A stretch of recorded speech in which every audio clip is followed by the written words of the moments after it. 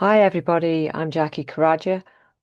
Just want to look at today how we get stuck in survival states. So how we get stuck feeling anxious, how we get stuck in those reactive fight flight states where we might feel quite reactive in a certain way, either shaky and tearful or snappy in a certain situation, or how we get stuck in stress states. And there's different ways that we can get stuck in terms of giving our bodies that negative feedback. So today I'm really concentrating on that negative feedback we give to our own body. So we're really trying to um, kind of get into that ventral vagal state, that safe and social, or if you're still using the window tolerance, the middle state, that kind of the window tolerance. We're trying to so hard to be regulated, and yet we keep going back into those survival states. So what's going on there? So there's three things I want to look at: how we reinforce the neuroception to message of danger rather than safety. Um, and the thing I want to start with is the default pathway that we've had for a long time.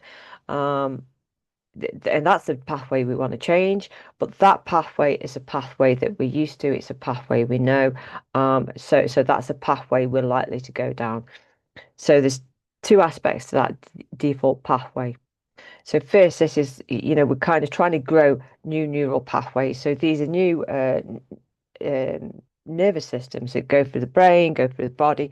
So it's going to take quite a long time to grow. And it's just like any pathway. If you imagine a pathway that's been walked over for 100 years, that's a really established pathway. To try to kind of develop another one, it is going to be difficult to do.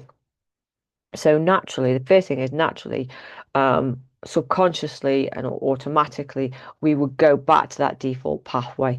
And that default pathway might be a lack of self-care. It might be you wake up in the morning, reach for a cigarette and a coffee rather than a glass of water and some food, for example. So that might be just reinforcing message of danger to our neuroception from inside our own body by going for the default pathway. Now, the other thing about the default pathway is in the default pathway, we may have already been in sympathetic in our nervous system. By trying to change that default pathway, the default pathway might be in lots of ways giving our body messages of danger. So there might be things that raise our nervous system, create adrenaline and cortisol in our nervous system in that default pathway. And that might be to do with how we respond to situations, how we react to situations, to the activities we take part in, um, to the choices we make, to the foods we eat, to the people we mix with, and so forth. All that's part of our default pathway. And for a long time, we've lived it on that default pathway, and we felt alive, and we're used to that level of adrenaline, and we're used to that level of cortisol. Now, the problem can be, and this is what Bessel van der Kolk says in the book Body Keeps the Score, is when we're trying to make a new pathway and give the body messages of safety, we can feel quite flat and all of a sudden we don't feel alive. So, although the default pathway is giving you messages of danger, at least whatever's jumping out at us there, we feel alive. So we kind of try um, the other pathway, but because it feels so flat, go back to the default pathway. So it takes quite a bit of time on this other pathway to try to establish it and try and figure out ways of making that feel less flat. So it's really something to try and stick at. So that's the second way that we can reinforce a message of danger and kind of go back to um, kind of a survival state rather than getting into ventral vagal. Um, the third thing I want to say about reinforcing messages of danger is our bodies in terms of movement and posture and so forth.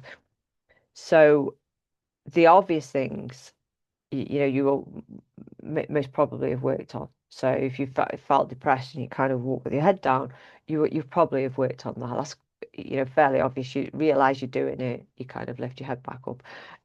Likewise, the defensive posture of arms folded, you kind of probably at some point have realized you're doing that. It's much more the more nuanced aspects of posture.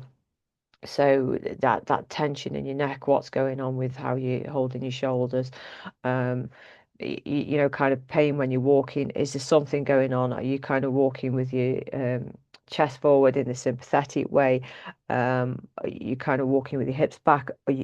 Are there other parts of your body which are in a defensive posture? Um, and this is something which is quite difficult to kind of figure out on your own.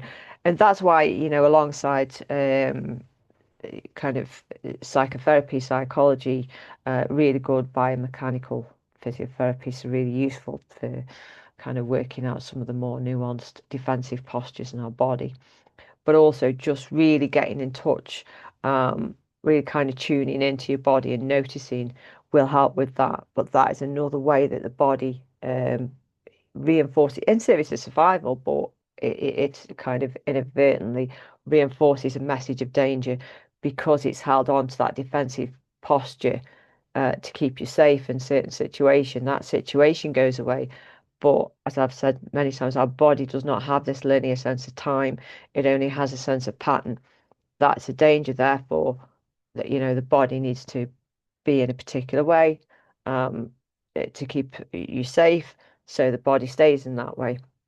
You don't realize the body stays in that way because well, that's just how it's always been. But unfortunately, that's giving the neuroception a message of danger, which is keeping you in one of the two survival states. So, I hope you found this useful. Any questions, comments, anything else that you would like, any kind of material that you would like, please comment down below.